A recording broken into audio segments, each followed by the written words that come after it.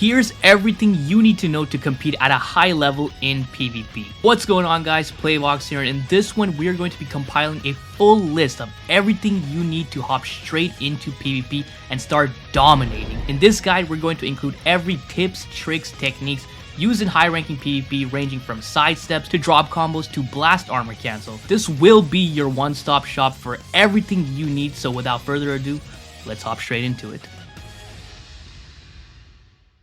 To start things off, we'll be covering the most basic of techniques used in game, the sidestep. Sidestepping is basically a way to prolong your combo and also gain ki while doing it. This is also a way to take advantage of increased card draw speed, which allows you to draw cards fast. To perform a sidestep, all you need to do is, after using a strike card or a blast card, swipe up to go close to your opponent, then swipe either left or right, then tap another strike or blast card. It's important to note that you can't chain a green or a blue card after sidestepping, only chaining a strike or a blast card. However, it is possible to chain a projectile blue card if you sidestep at long range. Although the sidestep is a basic technique, it might be difficult to get the timing right if it's the first time attempting it. With practice, the timing will become more intuitive and thus making it easier for you to use. Next up, we have the charge step. Similarly to the sidestep, charge step is also a way to prolong combo and gain ki while doing it. However, this becomes a lot more effective when using a blast card, giving you a lot more ki than simply sidestepping. You can also do it after a strike card, however the timing is a lot more difficult and it's usually not worth it over sidestepping,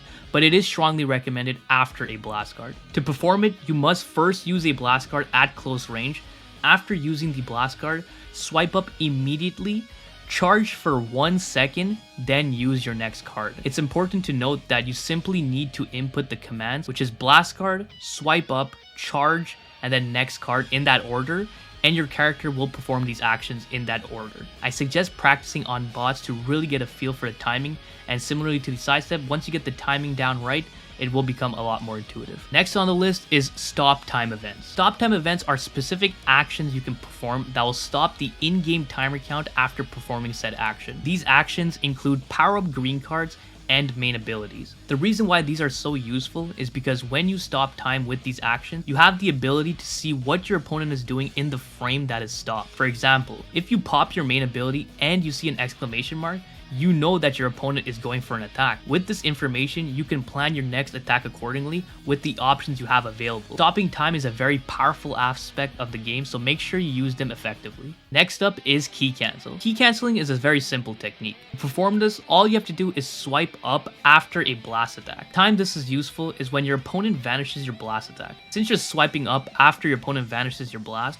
your character will dash forward and regain his battle position immediately. What I like to do to make sure my character performs a ki cancel is, after using the blast card, I will continuously swipe up just to ensure that my character will in fact ki cancel, because you never know if your input will properly register due to circumstances that you cannot control, like a match that has lag. This will give you more options after your attack is vanished. You can either go for a vanish yourself if you're anticipating an attack from your opponent, or you can go for an attack as well. Since your opponent has no vanish, they need to switch or attack themselves. Ki canceling gives you this flexibility to choose different option when in battle. Next on the list is the drop combo. Drop combos are very important, especially in today's PvP meta, where basically all the top tier units have some sort of special cover change ability. Drop combo is basically intentionally dropping your combo to bypass this special cover change. Now, of course, there is the ability to nullify special cover change that many top tier units have, but you won't always have access to that ability, which is where drop combos come into play. The way I like to perform this is, let's say you're anticipating a cover change and you're ready to drop combo. If you just use the blast card, I would perform a charge step, but hold down the charge for a second longer and then click the next card to purposefully drop combo.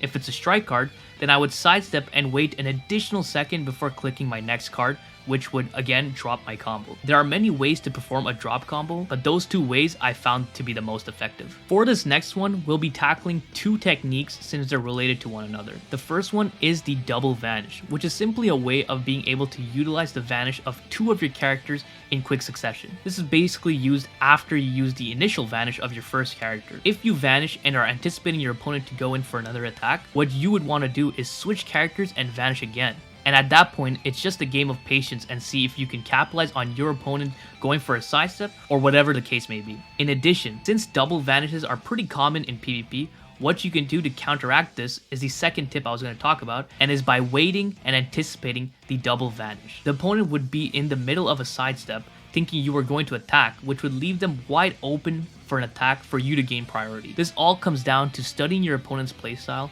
and seeing which works best and switching it up when you need to. Next on the list is drifting. The action of drifting is quite simple. All you really need to do is move your character around. However, the reason why this can be effective is to give the illusion that you're going for a sidestep, forcing your opponent to go for an attack. Let's say your opponent is waiting for you to sidestep. Instead of panic swiping and getting caught, what you can do is drift around and then go for a sidestep. This will give the impression that you're about to go for a sidestep, when in reality, all you're doing is delaying it. This can be extremely useful against patient players, but like always, it's important to switch it up when your opponent starts catching on. Now for the next one, we're going to be talking about the single tap. Everyone should be using a single tap at all time whenever going for tap attacks. For those who aren't aware, if you spam your tap attacks and your opponent managed to vanish it or dodge your first tap attack, you're basically vulnerable for their attack because you'll be stuck in the tap attack animation and would have to wait for it to finish. To bypass this, always start your tap attack with one single tap. Doing this will allow you to perform another action such as a strike card or vanish, or in many cases a green card counter, in case you missed the tap. And even if you landed, you can simply continue your tap attack by tapping the screen again to complete the whole animation. There's really no reason to not use single taps at all times, so make sure you guys always go for single taps and never spam tap, because then you'll be left wide open. This next one is sort of a follow-up to single taps, and it's something called backdash. Backdashes are useful to evade your opponent's attack after you vanish their initial attack. For example, let's say you manage to evade your opponent's blast card. However, you notice your opponent likes to key cancel and go for tap attacks. What you can do is, after vanishing the initial blast, you swipe your character back in order to avoid the ensuing tap attacks. If your opponent didn't go for a single tap, then they would be wide open for an attack, which would give you priority. However, if your opponent did go for a single tap, then you can't rush in and go for an attack because they can simply evade it.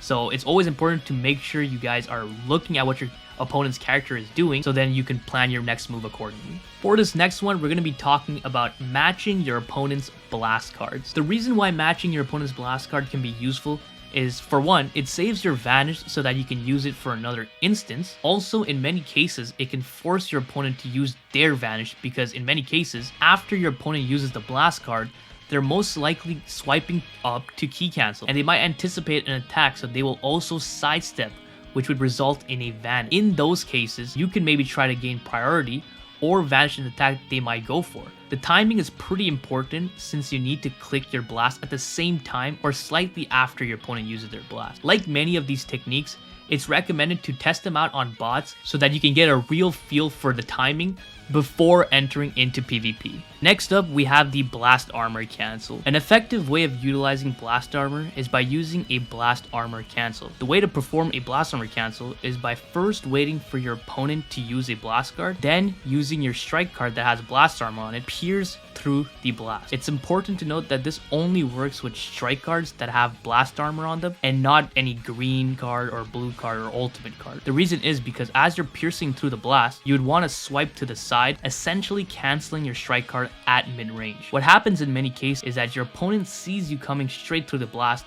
and will attempt to vanish your upcoming attack. However, since you're canceling your strike at mid-range, your opponent will not vanish and instead will be caught in the sidestep animation a bit delayed to yours. If you click your next card simultaneously, you can effectively catch them in a sidestep and gain priority that way. This is a very common technique used in top rank PvP, so be careful not to use it too often if you notice your opponent is adjusting his playstyle accordingly. For more ways to utilize Blast Armor, check out this video.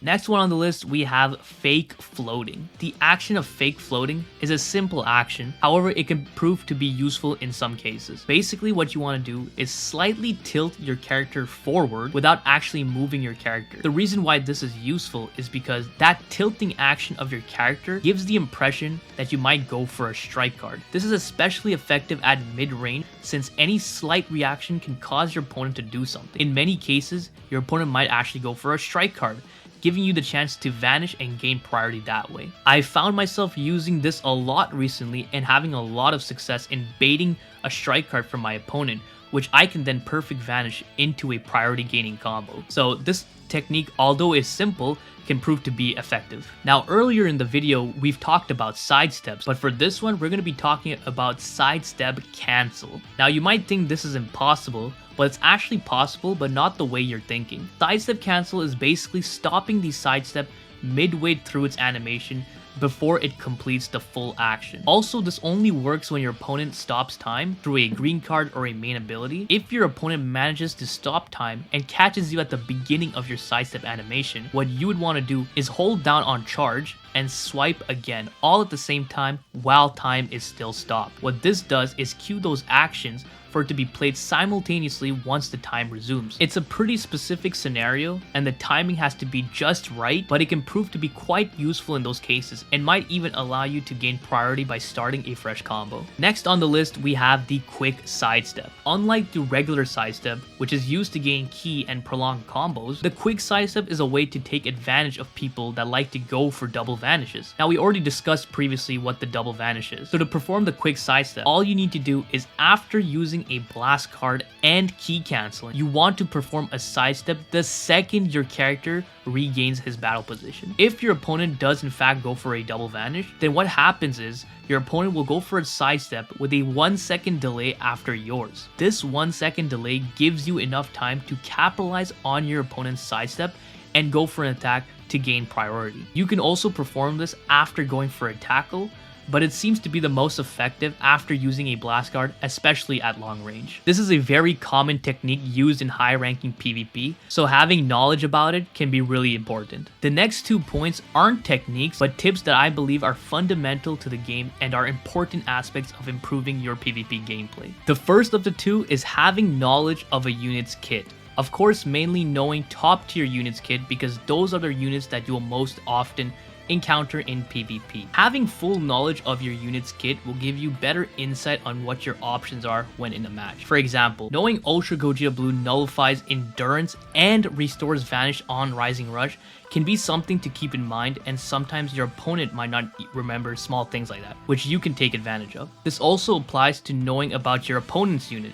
so you don't make mistakes that can be avoided if you knew what the units do, like sacrificing your unit that has Endurance to Gogeta Blue's Rising Rush, forgetting the fact that he simply nullifies it. Small things like that can go a really long way in ensuring that you make as little mistakes as possible when playing PvP. The last tip I want to emphasize on is patience. Being patient in this game might be one of the most important aspects of gameplay in this game. Now, that doesn't mean sitting at long range the whole time and waiting for your opponent to make a move, but rather not making too many unnecessary movements. For example, don't constantly panic swipe and make yourself easy to read. Wait for your opponent's sidesteps instead of attacking right away. Little things like that can go a long way in gaining priority as many times as possible. Although it's important to remain patient, it's also good to rush things depending on your opponent's playstyle. Learning your opponent's playstyle as early as possible in a match can really determine the outcome of the match, and making adjustments according to his playstyle is what this game is all about. Whoever can adjust to their opponent's playstyle the fastest will have the advantage. Now, I say all this, but it's pretty difficult to do this consistently, especially at higher rank, and this will definitely become easier as you get more practice, just like anything. So don't feel discouraged if you always find yourself making silly mistakes. We've all been there before, and it's simply a matter of learning from the mistakes to further improve your gameplay. So that's gonna wrap up the ultimate PvP guide. I think I covered everything, or at least a pretty big majority of techniques used in PvP. If you're able to properly utilize these techniques, I'm confident in saying that you can definitely make it far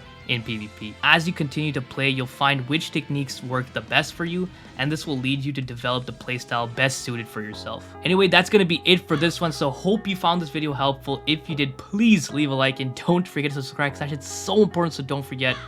Other than that, have a great day. See ya.